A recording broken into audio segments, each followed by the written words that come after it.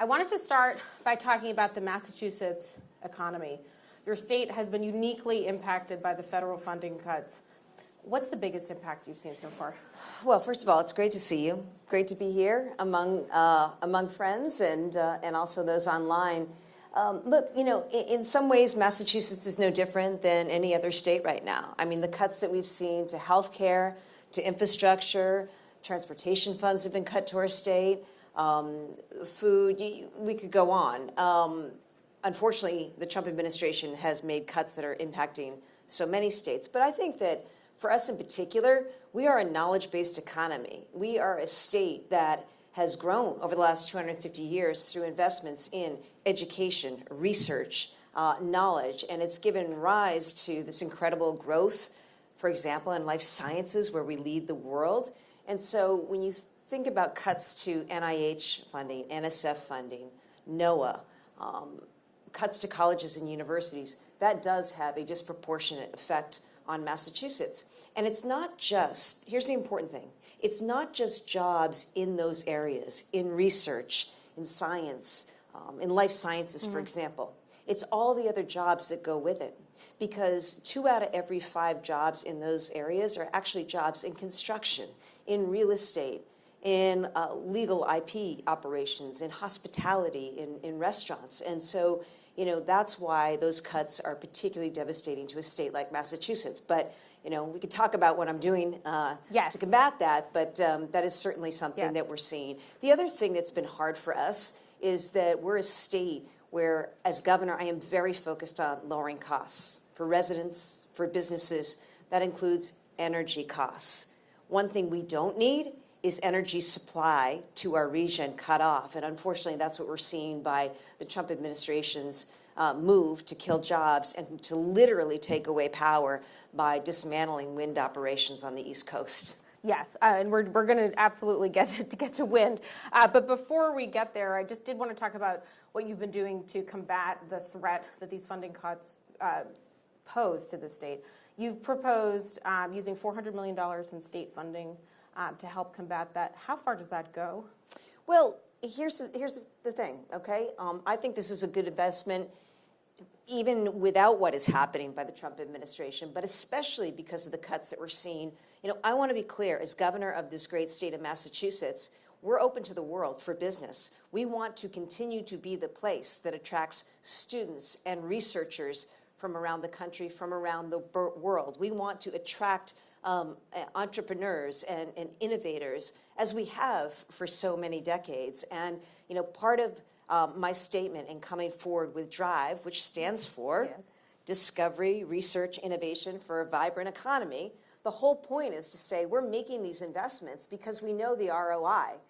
We've seen it in life sciences, and that's why we're not just #1 in the country, we are the global hub for life sciences. And when you think about climate technology or applied AI or even, you know, further work that we can do in life sciences, these are the kinds of investments that we need to make. So that's $400 million in state funding that we hope to leverage with additional funding from, you know, I'm a big believer. I'm a team player and public-private partnership. You know, that's what we are embracing more than ever. So obviously we have a venture community, we have a life sciences community, we have an academic community, we have an investment community, people who know and understand what it means to make an investment and see a great return. And so we're hoping to be able to leverage that and really be a model. I don't know of a state that's doing this, but it's that important. By the way, not just to Massachusetts, it's important to this country because the only one who's winning right now is China.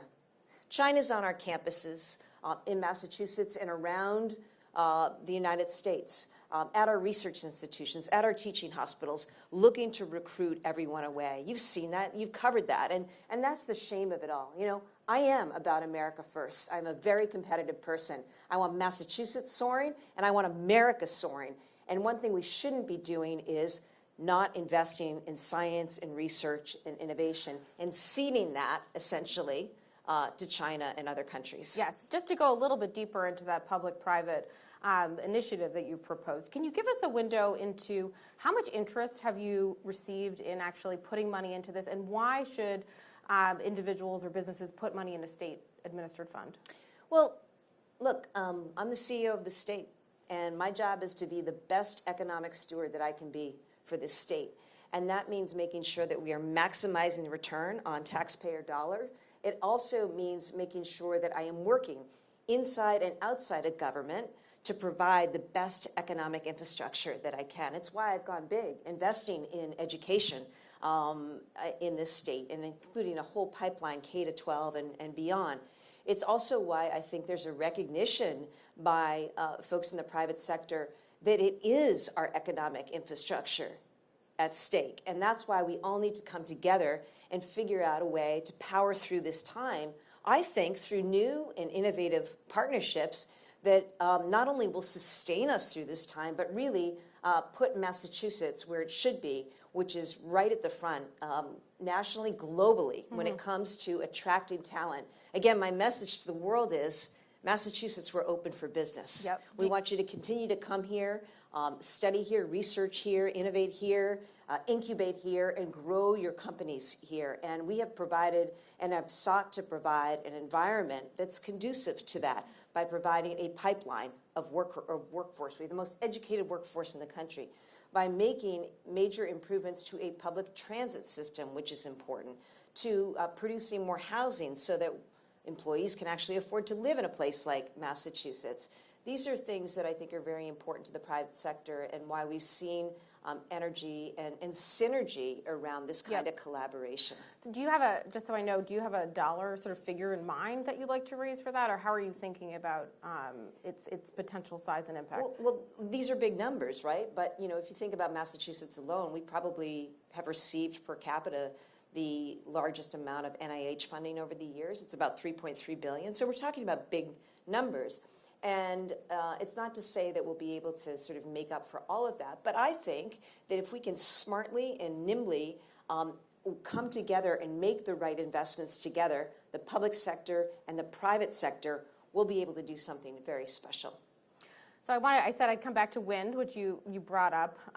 The Trump campaign, their campaign against wind, there was additional developments today with the proposal to stop the development of projects in your state.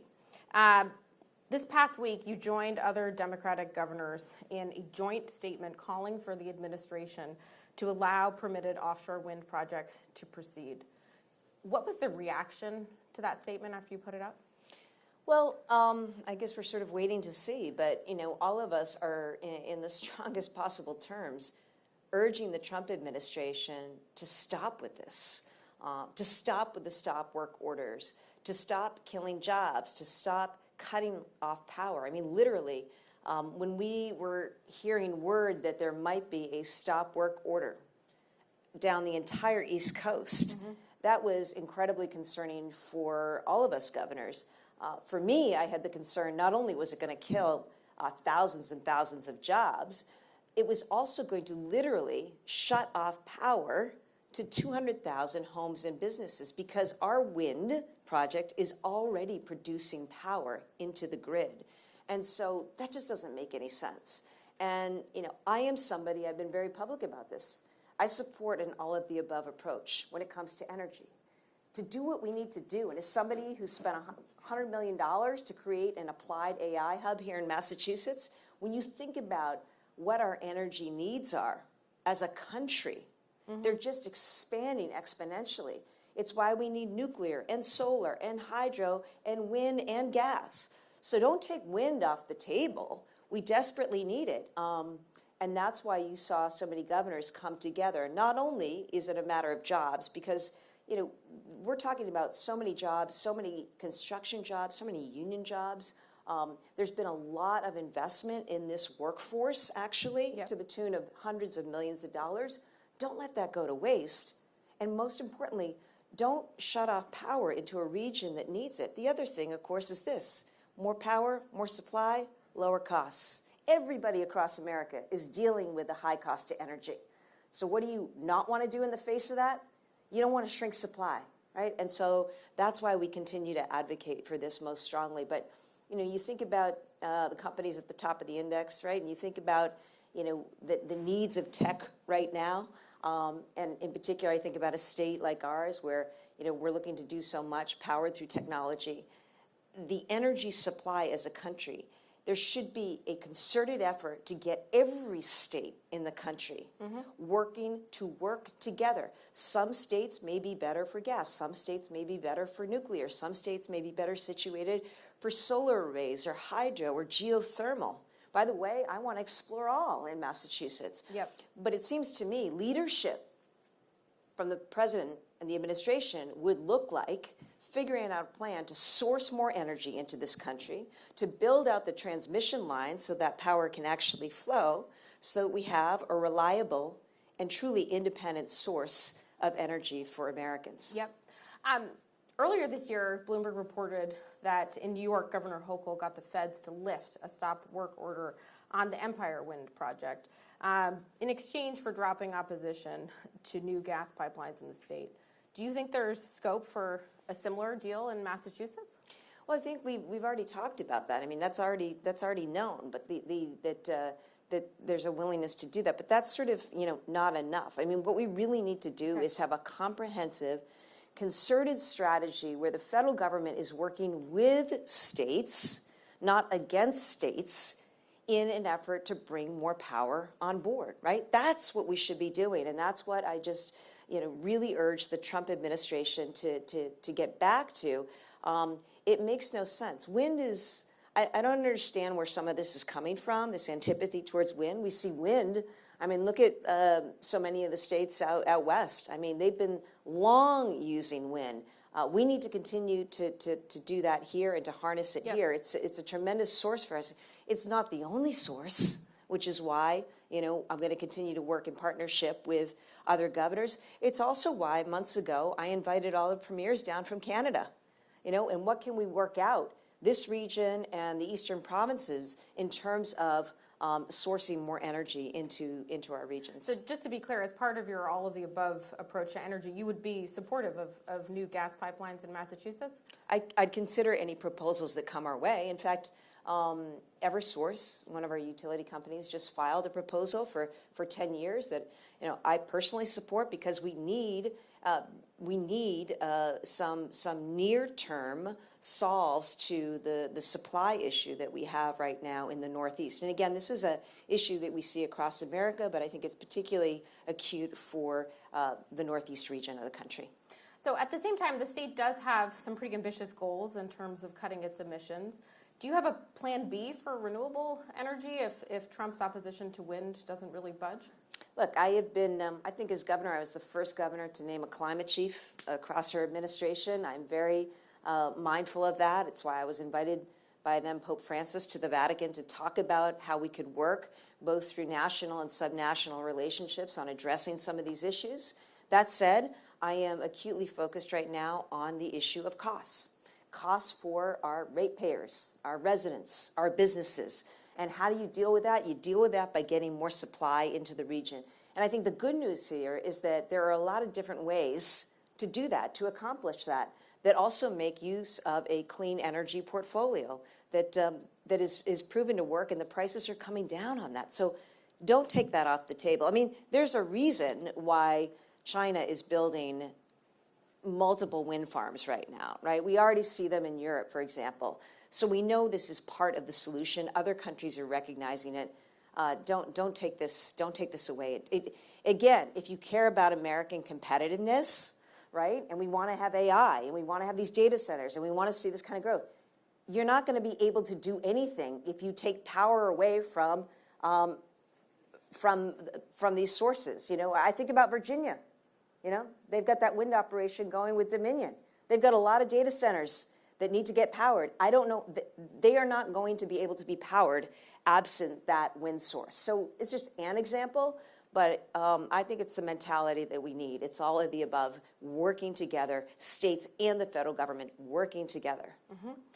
So we've talked about a few of the areas where the federal government is cutting spending. One area that is getting more money is Trump's immigration enforcement agenda. Assuming that arrests and deportations pick up, what is your strategy for dealing with that in Massachusetts? This is just another area where I shake my head.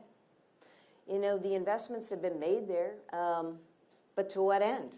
We just lost 1.2 million people from the employment rolls because of those immigration tactics, right? 1.2 million immigrants are not working today who were working 6 months ago. How is that good for our economy? And here's what I see. And remember, I was an attorney general. As a prosecutor, I put away drug cartels and drug traffickers and human traffickers. I think I have my bona fides there, okay? And I've said I was all in when it came to taking out violent criminals from our streets, our communities, right? I think every governor has said, we'll help. But that's not what's happening. It's construction workers and nannies and landscapers and health aides, right? People taking care of our kids. That's who's getting picked up. And it doesn't make any sense economically. It's heartbreaking. Mm-hmm. You know, it's heartbreaking. I mean, we are better than that, America. We're not a country that was about putting little Guatemalan kids on a plane and sending them all by their lonesome to a foreign country. That's not who we are. So yes, the money is unbelievable. I think it doesn't do anything to further public safety. Again, if you focused on violent criminals, that's one thing. But that's not what they're running through now. They've run through that, and so they're taking away people who are contributing to our economy, who are paying taxes, who are contributing to our community. The other thing is this: I think it undermines local law enforcement, to be honest, because what local law enforcement and state law enforcement need, they need to be funded. And instead, the Trump administration has cut funding for local and state law enforcement, for the work that we would do with victims of crime, witnesses to crime, for the kinds of support that we give to keep people out of the criminal justice system, cuts to mental health, cuts to drug recovery and drug treatment programs by the Trump administration do not make us more safe. That's where I'd like to see the money go. What would you do if Trump sends the National Guard into Massachusetts? I don't know why he would. I don't know why he would. I'm very proud of the Massachusetts National Guard. Did you know that Massachusetts is the birthplace of the National Guard? I did not. Yes, we've been around since the 1600s. The very first muster of the National Guard was in Salem, Massachusetts. We're also the birthplace of the Navy and the Coast Guard, and we claim the Marines too, because George Washington sent a crew off a couple hundred years ago. So I really respect and value our military history here. I also respect and value our law enforcement work as well. And to put the Guard on the streets in a way they were never intended to be used, which was domestically against our own citizens, that's not what the Guard is supposed to be doing. That is not the mission, nor do I think it is the mission that the good men and women of the Guard signed up for. You know, they signed up to be citizen soldiers, to be prepared to go overseas and fight wars and defend our freedom abroad, and also to be here. It's hurricane season. Think about the Guard and how instrumental they've been in natural disasters, and even during COVID, the work that they were doing. That's the mission of the Guard. And so to see it abused in this way as really an act of political theater and just to sort of show a power flex, it's terribly distressing, and I know it's not the mission of those teams, and it's just sad to see. So, switching gears a little bit, you brought up the AI industry. Can you tell us a little bit about how you see developing that in Massachusetts, drawing businesses here, and what is your vision? Yeah.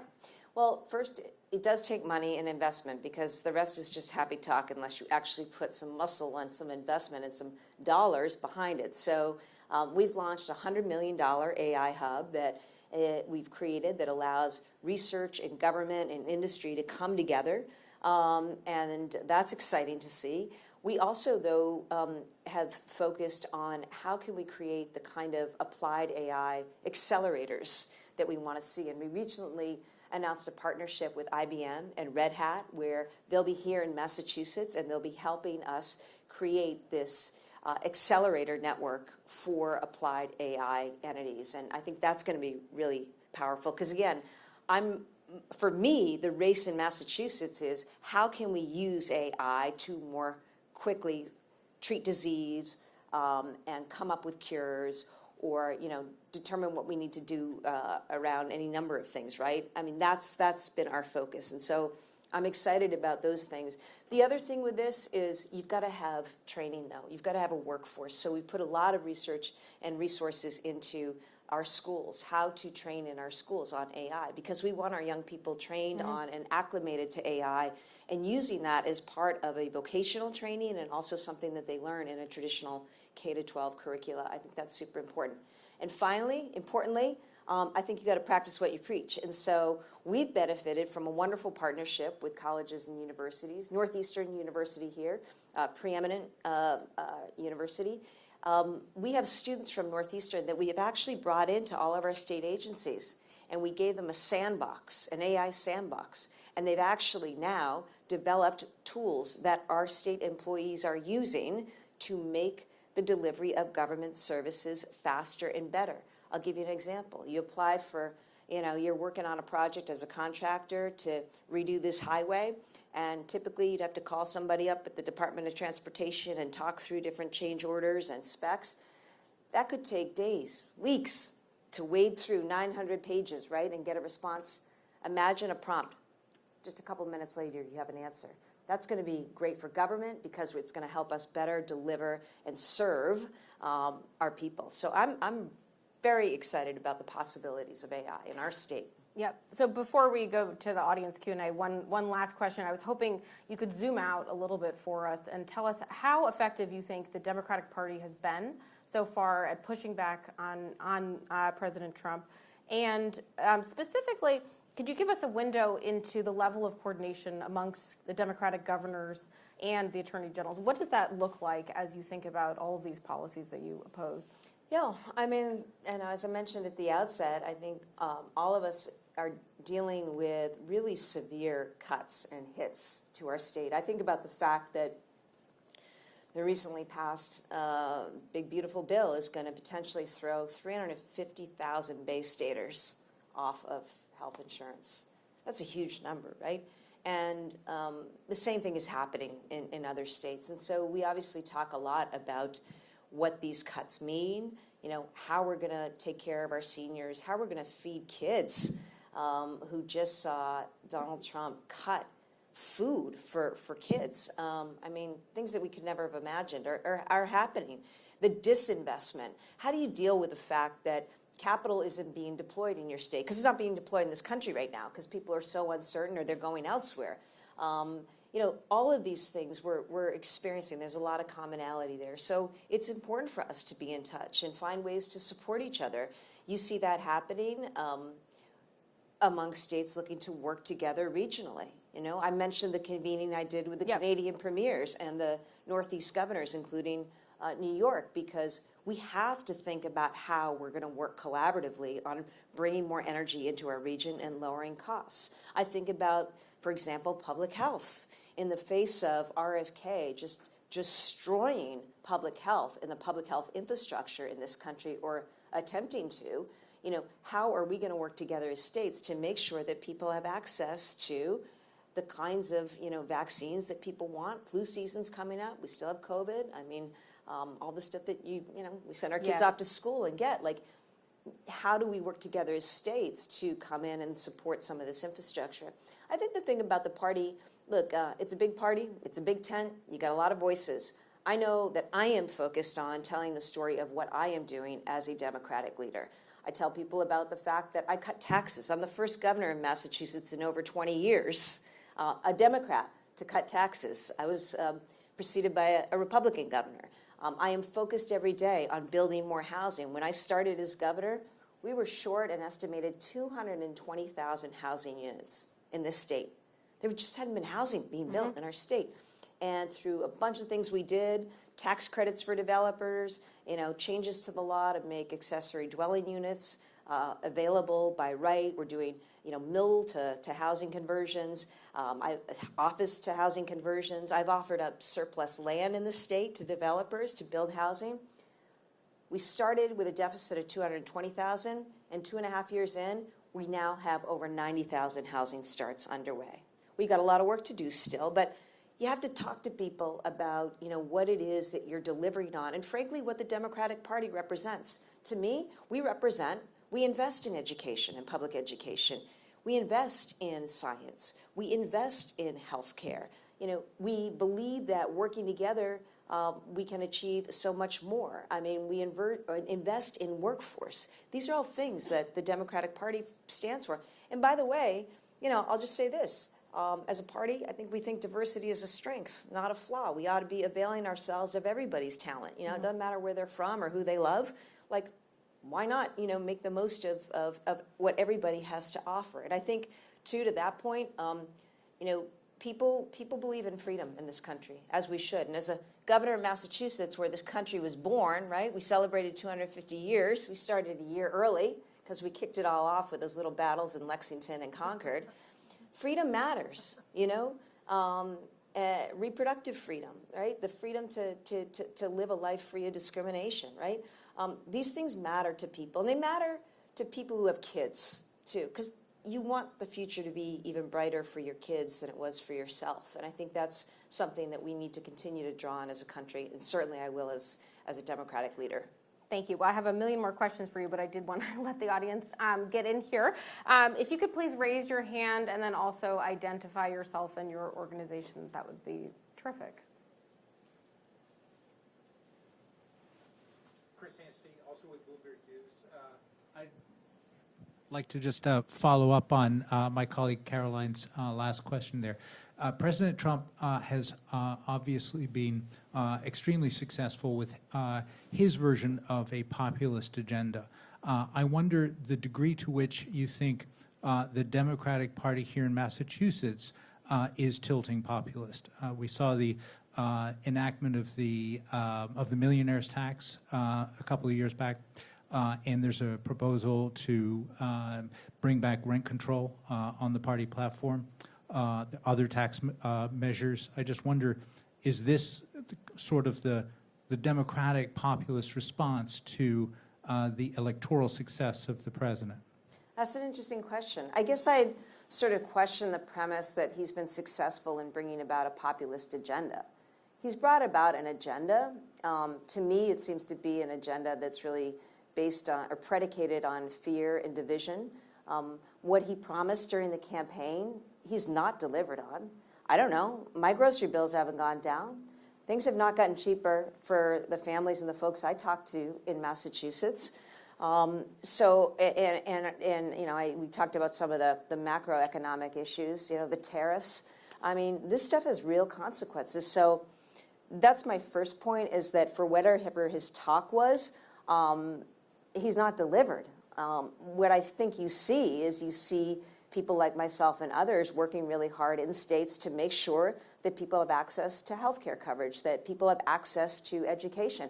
I'm proud that Massachusetts Community College is free. We've expanded vocational training and career training in our high schools. We're making sure that our kids, I was just reading to first graders yesterday. It was awesome. I was there because I've got a huge initiative on literacy, the basics.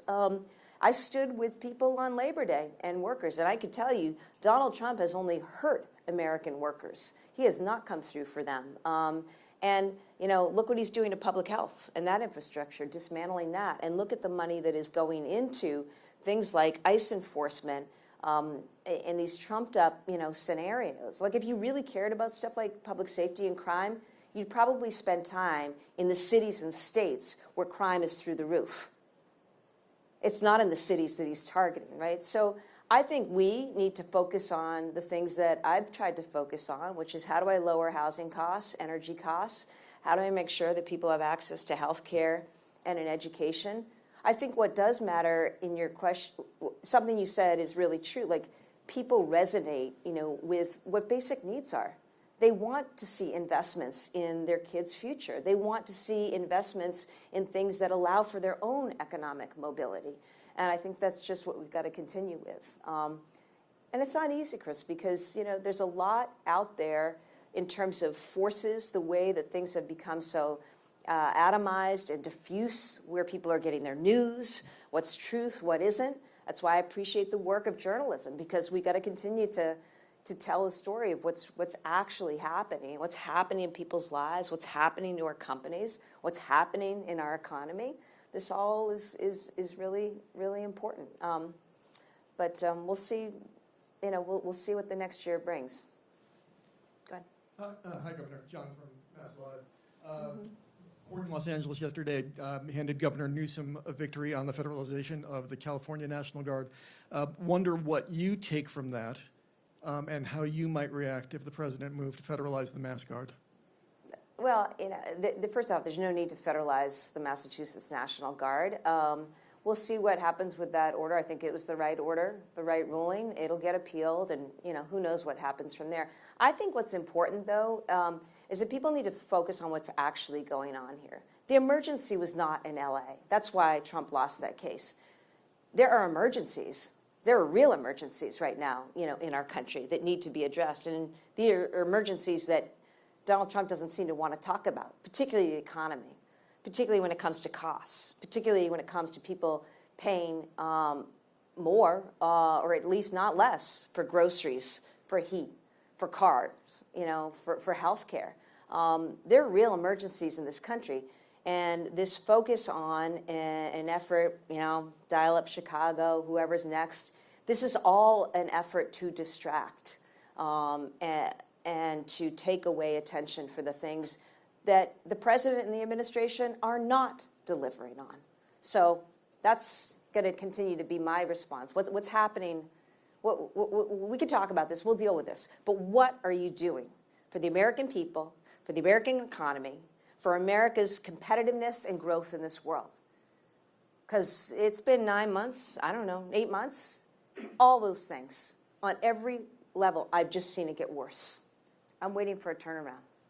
And in the meantime, as states, we can't afford to wait. And so we're going to continue to look for ways to deliver for our residents and our people. Is it harder? Yeah, it's harder.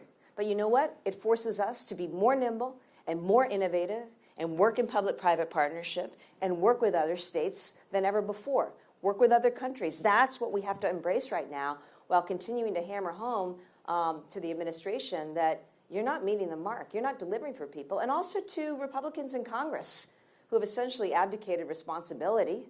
And it's so upsetting because it's their people who are going to suffer. I think about Alabama. I think about the science and the research and the jobs in Alabama alone that are hurt by what has happened with the defunding and the disinvestment.